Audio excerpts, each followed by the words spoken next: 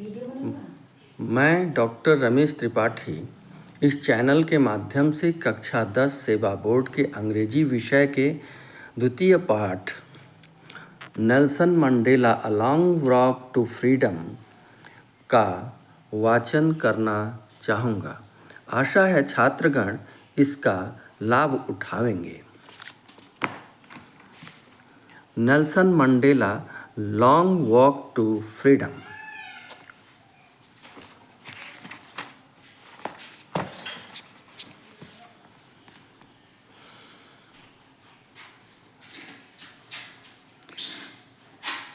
Tenth May dawned bright and clear. For the past few days, I had been pleasantly besieged by dignitaries and world leaders who were coming to pay their respects before the inauguration. The inauguration would be the largest gathering ever of international leaders on South African soil. The ceremonies took place in the lovely sandstone amphitheatre formed by Union Buildings in Pretoria. For decades, this had been the seat of white supremacy, and now it was the site of a rainbow gathering of different colors and nations for the installation of South Africa's first democratic non-racial government. On that lovely autumn day, I was accompanied by my daughter Janani. On the podium, Mr. De Klerk was first sworn in as the second deputy president. Then Thabo Mbeki was sworn in as the first deputy president. When it was my turn, I pledged to obey and uphold the Constitution and to devote myself to the well-being of the Republic and its people.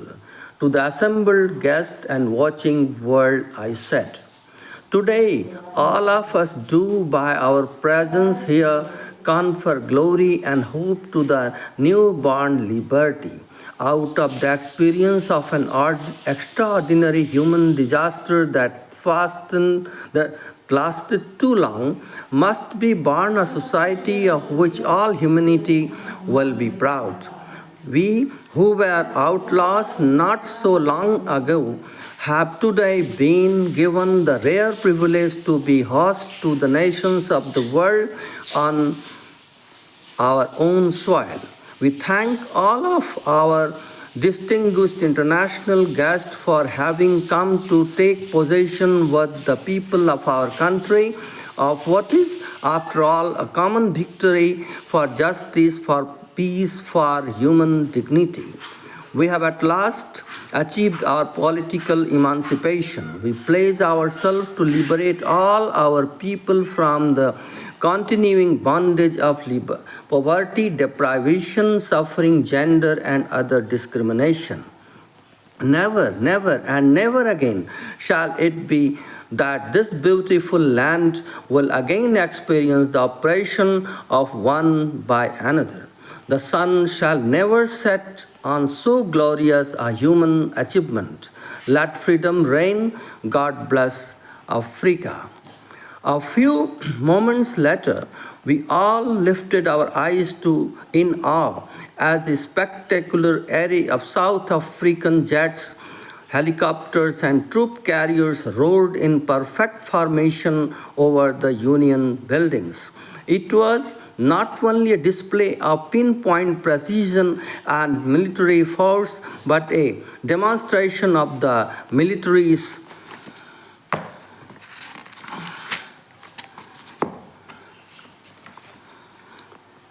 loyalty to democracy, to a new government that had been freely and fairly elected. Only moments before the highest generals of South Africa, the force and police, their chests bedecked with ribbons and medals from the days gone by, saluted me and pledged their loyalty. I was not unmindful of the fact that not so many years before they would not have saluted but arrested me. Finally, a chevron of Impala jets left a smoke trail of the black, red, green, blue, and gold of the new South African flag. The day was symbolized for me by the playing of our two national anthems and the vision of white singing Nikosi Sikelel I Africa and black singing Daestem, the old anthem of the Republic. Although that day neither group knew the lyrics of the anthem they once despised, they would soon know the words by heart. On the day of the inauguration, I was overwhelmed with the sense of history.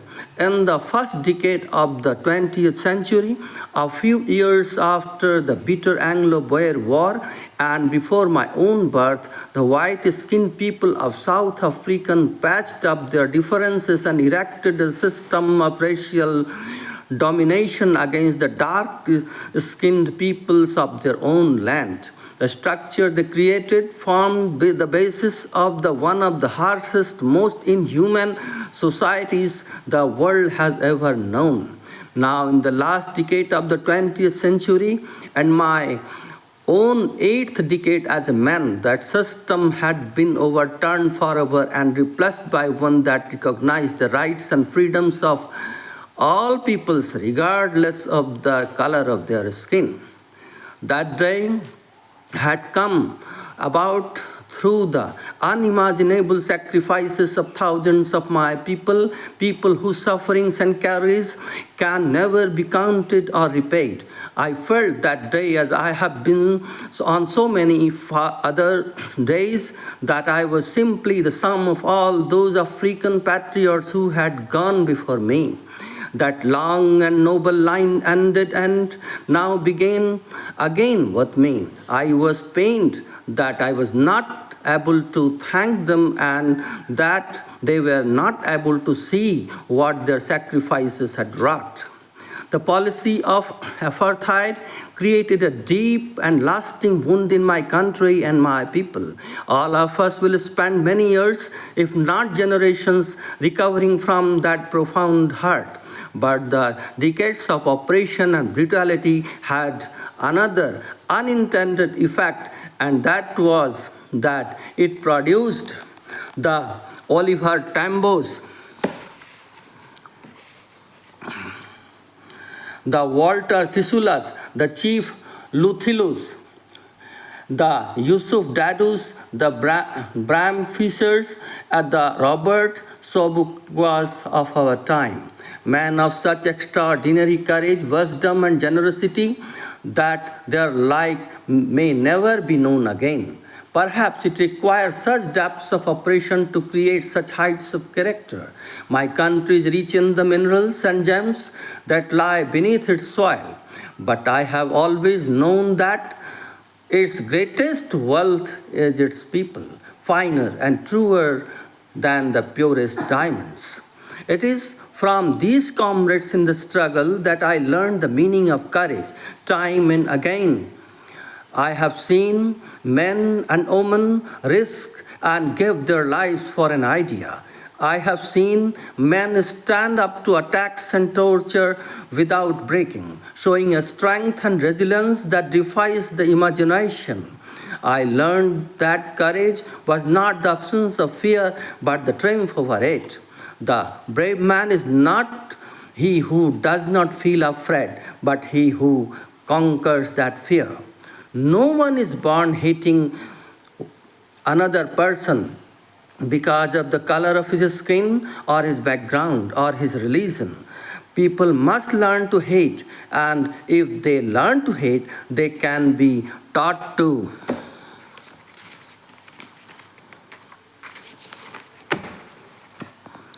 Love. For love comes more naturally to the human heart than its opposite. Even in the grimmest times in prison, when my comrades and I were pushed to our limits, I would say a glimmer of humanity in one of the guards, perhaps just for a second. But it was enough to reassure me and keep me going. Oh, man's goodness is a flame that can be hidden but never extinguished. In life, every man has twin obligations to his family, to his parents, to his wife and children. And he has an obligation to his people, his community, his country. In a civil and human society, each man is able to fulfill those obligations according to his own inclinations and abilities.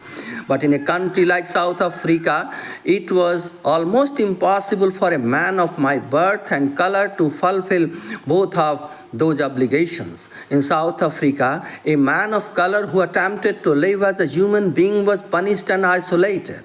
In South Africa, a man who tried to fulfill his duty to his people was inevitably ripped from his family and his home and was forced to live a life apart, a twilight existence of secrecy and rebellion. I did not, in the beginning, choose to place my people above my family, but in attempting to serve my people, I found that I was prevented from fulfilling my obligations as a son, a brother, a father, and a husband. I was not free with a hunger to be free.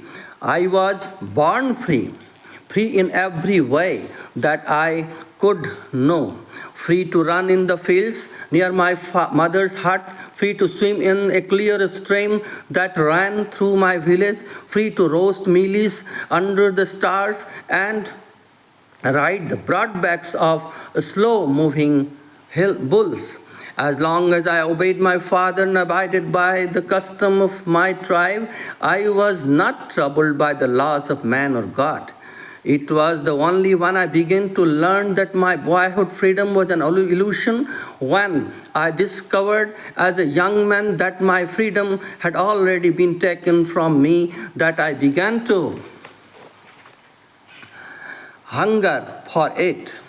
At first, as a student, I wanted freedom only for myself, the transitory freedoms of being able to stay out at night, read what I pleased, and go where I chose.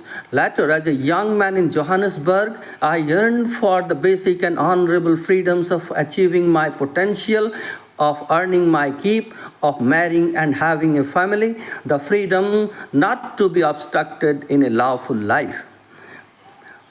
But then I slowly saw that not only was I not free, but my brothers and sisters were not free. I saw that it was not just my freedom that was curtailed, but the freedom of everyone who looked like I did. That is when I joined the African National Congress, and that is when the hunger for my own freedom became the greater hunger for the freedom of my people. It was this desire for the freedom of my people to live their lives with dignity and self-respect that animated my life, that transformed a frightened young man into a bold one, that drove a law-abiding attorney to become a criminal, that turned a family-loving husband into a man without a home, that forced a life-loving man to live like a monk. I am not more virtuous or self-sacrificing than the next man that I found, but I found that I could not even enjoy the poor and limited freedoms I was allowed when I knew my people were not free. Freedom is indivisible. The chains on any one of my people were the chains on all of them. The chains on all of my people were the chains on me.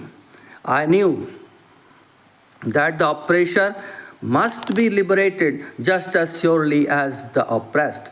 A man who takes away another man's freedom is a prisoner of hatred. He is locked behind the bars of prejudice and narrow-mindedness. I am not truly free if I am taking away someone else's freedom, just as surely as I am not free when my freedom is taken from me. The oppressed and the oppressor alike are robbed of their humanity.